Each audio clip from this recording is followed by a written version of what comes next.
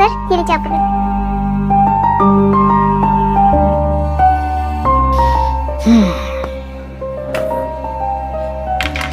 देखिए, पैसे तो नहीं है मेरे पास।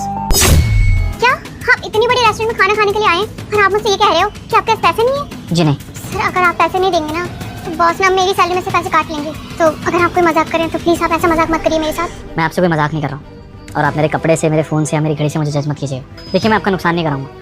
आप एक काम कीजिए, आप मेरे साथ चलिए, जो काम कहेंगे मैं कर दूंगा।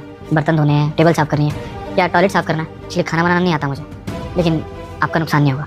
चलिए आप मेरे साथ। सर इसकी कोई भी जरूरत नहीं है। अगर आपके पास पैसे नहीं है तो मैं अपनी सैलरी में से कटवा लूंगी।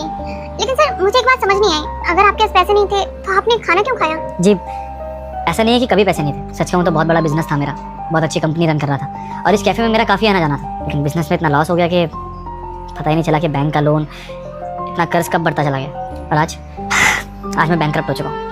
जाओ मेरे बेटे, मैं तुझे आशीर्वाद देती हूँ कि अगले सोमवार से पहले तुझे एक बड़ी खुशखबरी मिलेगी और जो भी तुम्हारे मन की इच्छा है वह भी अवश्य पूरी होगी। लेकिन बेटा, तुम भी मेरे सच्चे भक्त हो तो इस भले इंसान की वीडियो को लाइक सब्सक्राइब करके जाना। तथास्तु मेरे बेटे।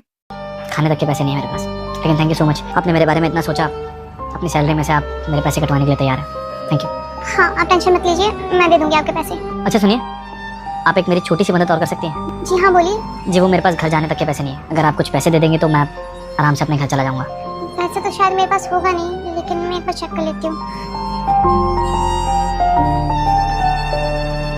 मेरे पास 500 रुपए हैं, लेकिन मुझे भी घर जाना होगा। लेकिन कोई बात नहीं, आप इसको रख लीजिए। Thank you. वैसे आपकी सैलरी कितनी है? मेरी सैलरी 15,000। 15,000। जी, आपने मुझे अपनी एक दिन की कमाई दी है तो मैं भी आपके लिए कुछ करना चाहता हूँ। मैं कुछ समझी नहीं सर। अभी समझाता हूँ।